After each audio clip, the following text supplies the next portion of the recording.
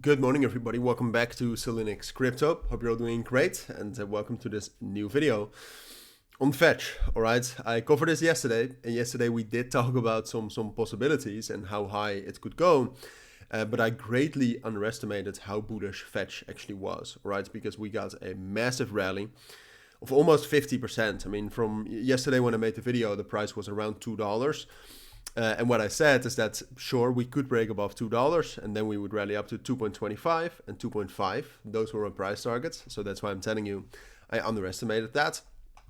But I also think I thought it was most likely that we would actually pull back first before breaking above that.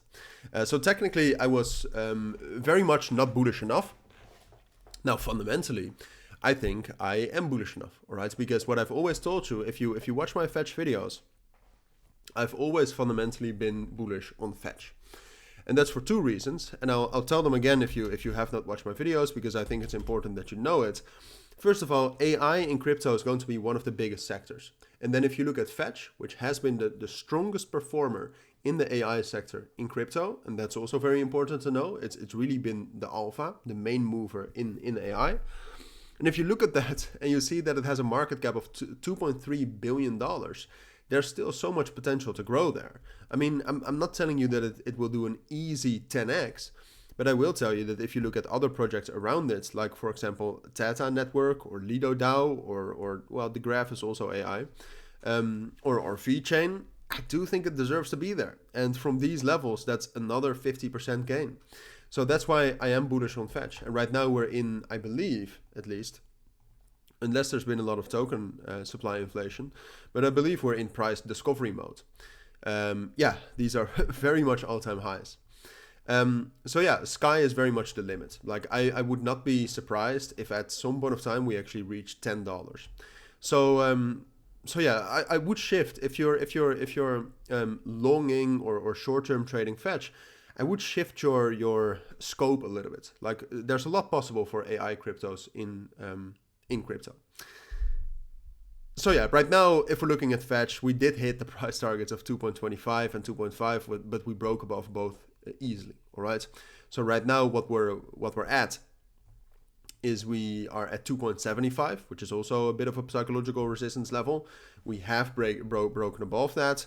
If we look at the momentum right here, which I do want to talk about a little bit, what you can see is that that's increasing rapidly and it hasn't stopped yet. There's a lot of spot buying as well.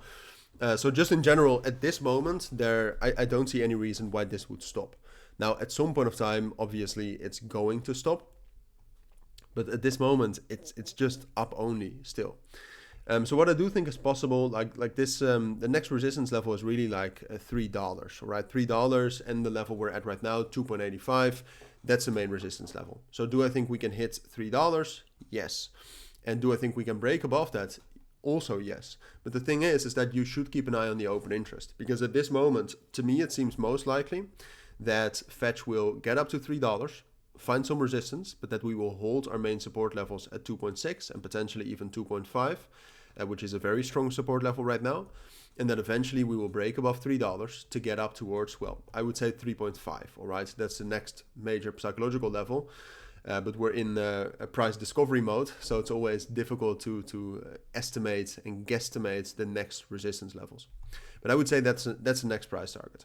So I think this is most likely, but the one thing you should watch, and the one thing I do want to warn you about a little bit, is that we could have some spikes down, all right? 2.5 is the main support. We could drop down there. That's very much, if we drop down there, we're still super bullish. So don't trade this with too much of a tight stop loss unless you really know what you're doing. And what you should also know is that when we hit $3 and the open interest will significantly decrease, so keep an eye on that, then there's a chance that we'll stay in this consolidation for a bit longer without getting that bullish breakout. So I will keep you updated on that, of course. For now, I still think it's most likely we'll do something like this, but those are some things you need to know as well. So if you do have any questions, of course, let me know down in the comments. I'll try to reply as soon as possible. But for now, thank you for watching. Take care and bye.